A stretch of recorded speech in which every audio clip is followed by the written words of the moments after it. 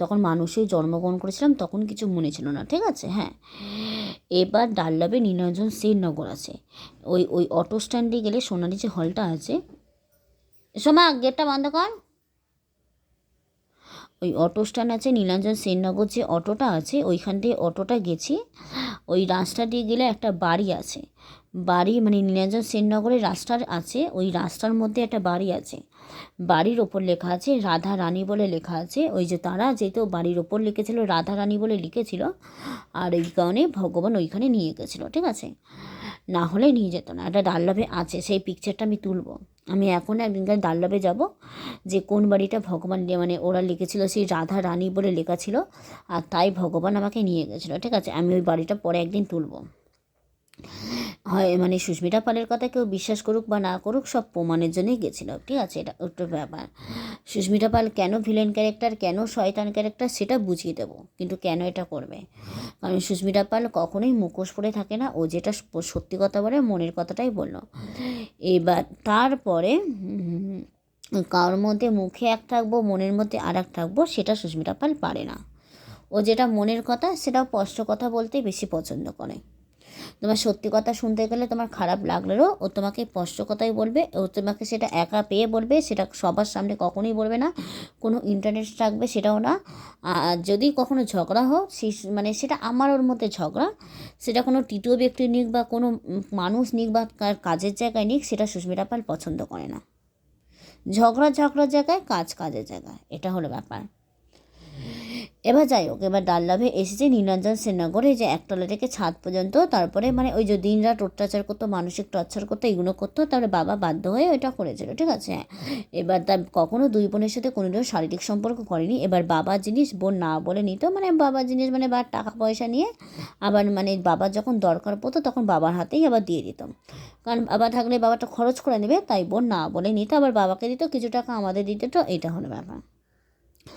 যেটা সত্যি সেটাই ওপেনলি আমি বলে দিলাম, কারোর সম্পর্কে কোনো মিথ্যে কথা বলি না। হ্যাঁ, এবার তারপরে ওইখান থেকে এবার তারপরে অনেক বছর পর এবার 2017 বিকিকে কিসে পড়ি সেটা মিথ্যে কথা বলেছিলাম।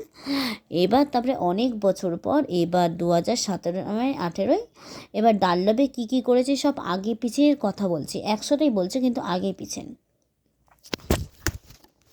হ্যাঁ, আর একটা কথা কি হলো, যখন ছোটোবেলায় ছিলাম, যখন পিসিমণির বাড়িতে ছিলাম, তখন তো ছোটো ছিলাম, তখন তো পুচকি ছিলাম, তখন মানে পিসিমণির বাড়িতে ছিলাম, তখন পায়খানা পেয়েছিলো। তখন বোনকে বলেছিলাম, বোন পায়খানা পেয়েছে, তুই বল, আমার ভয় লাগছে না, তাই তুই বল।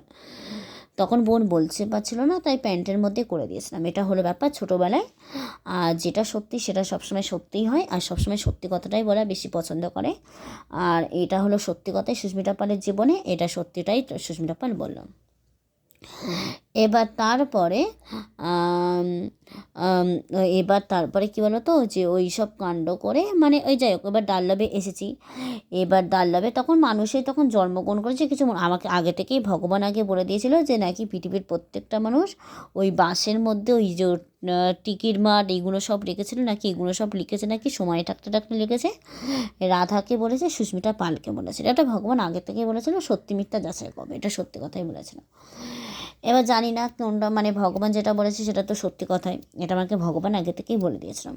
এবার যাই হোক, সেটা আমি বাদ দিলাম। এবার তারপরে ওই সব কাণ্ড করলাম। এবার এবার তারপরে বাগবাজার ভর্তি হলাম, 2017-18 বাগবাজারে ভর্তি হয়েছি।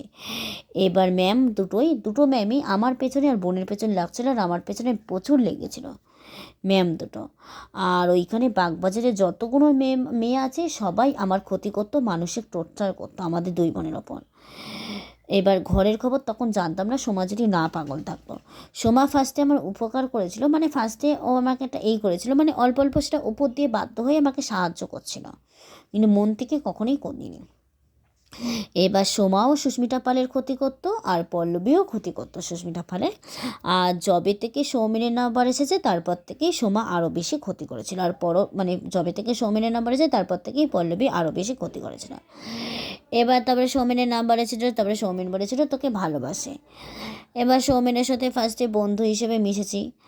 এবার তখন দেখা করেছিলাম, সৌমেন আমার অতীতের ব্যাপারে সবই জানে, ও এখন ভুলে গেলে তো আমার কিছু নেই, ওকে আমি সব কিছু ক্লিয়ার করে দিই, ও সব কিছুই জেনে আমাকে মানে ভালোবেসেছিল। এবার যাই হোক, ও সব কিছুই জানে। এবার সৌমেনের সাথে ফার্স্টে বন্ধু, বিয়েটা করব কিন্তু আগে 1 বছর 2 বছর থাকবো, জানবো, তারপরে বিয়েটা প্রেম করাটা ঠিক আছে, কিন্তু বিয়েটা আলাদা ব্যাপার। এবার সৌমেনের সাথে ফার্স্টে বন্ধু, তারপরে বয়ফ্রেন্ড, তারপরে ওই যে সৌমেনকে মানে সাইকেলে উঠেছিলাম এমন করে মানে একবারে কোমরের মধ্যে হাত তুলেছি, প্লাস হাঁকও করা আছে, মানে হাঁক কিন্তু ভালো মাইন্ডে, কোনো খারাপ মাইন্ডে না, সেটা নিজের বাবাকেও তুমি হাঁক করতে পারো সেই হিসেবে, কোনো খারাপ মাইন্ডে না।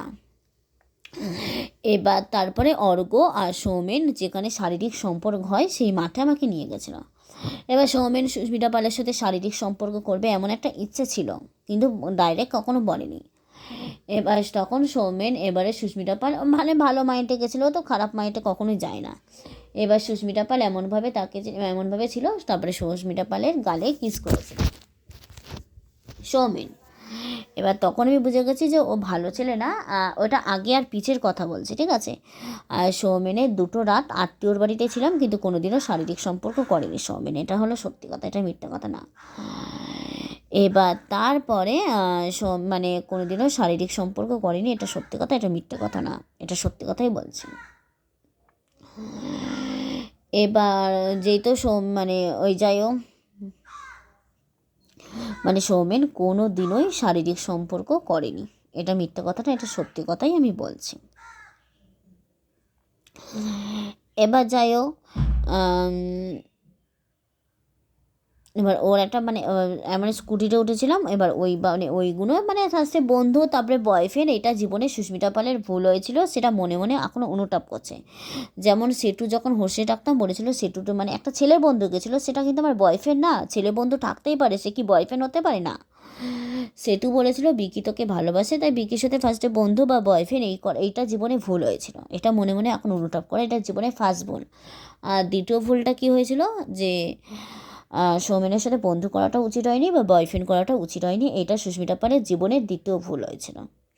এই ভুলটাই মানে জীবনে এখন অনুতাপ করে, এটা পস্তায় মনে মনে।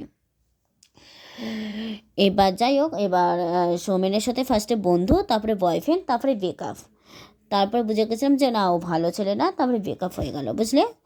আর তারপরে আর কোনো আর সবাই যদি মনে করে যে না বাগবাজারে 9-এ ফেল করেছিস বলে তাই কি আর কোনো সম্পর্ক রাখিস, না, অবশ্যই না, ফেল করেছি বলে কোনো সম্পর্ক রাখিনি, এটা ভুল। তুমি যার ক্ষতি করবে, তুমি যাকে সম্মান করতে পারো না, যাকে শ্রদ্ধা করে না, মানুষ হিসেবে ভালো না, আমি তাদের সাথে কেন রাখবো তাহলে, এটা তো অবশ্যই। কারণ হ্যাঁ, একটা মানুষ তুমি মনে করো আজকে জানো যে ওদের মা পাগল, মানে ঘরের খবর যদি না জানতাম, হোস্টেল লোকরা থেকে বাগবাজারের লোকরা সবাই করতো, জানে ওদের মা যেহেতু পাগল, তাই জানে যে ওরা আর 5টা মানুষের মতো না, একটু যাতে সাপোর্ট করে, যাতে 5 নাম্বারটা তুলতে পারে। আজকে যদি তোমার নিজের সন্তান হতো, একটু 10 পয়সা কি উপকার করলে কি হয়ে যেত? একটা বন্ধুর বিপদেই তো পাশে থাকে, সেটাকেই তো বলে এটা বন্ধু। তাহলে আজকে যদি তোমার সন্তানের সাথে সেই ঘটনাগুলো হতো তাহলে কেমন হতো? এখানে তোমার নিজের সন্তান হলে সেই কারণেই কোনো সম্পর্ক রাখে না। এবার তারপরে বড় হয়ে আর একটা কারণে গেছিলাম, সেটা প্রমাণের জন্যে। আর ওই দিনই লাস্ট দেখা, সৌমেনের সাথে বন্ধু করাটাও উচিত হয়নি, বয়ফ্রেন্ড করাটাও উচিত হয়নি, এটা সুস্মিতা পাল জীবনে সবথেকে বড় ভুল করেছিল। আর সেই ভুলটা এখন অনুতাপ করছে, এটা হলো ব্যাপার, এবং পস্তাচ্ছে মনে মনে। কিন্তু তারপরে বয়ফ্রেন্ডের তারপরে ব্রেকআপ, এটা হলো সুস্মিতা পালের মনের কথা। এবার যাই হোক, এবার ওই সব কাণ্ড করে সুস্মিতা পালের যখন মানুষের জন্মগ্রহণ করেছিল, তো হ্যাঁ, এবার বাপিদার অফিস আছে, দেখবে যে বাগবাজারে একটা স্কুল আছে, মানে মহারাজা কাসিমবাজার সাবিত্রী শিক্ষালয় স্কুল আছে, সেই রাস্তা দিয়ে সোজা গেলেই একটা গঙ্গাধারের অপোজিটে একটা বাপিদার অফিস আছে।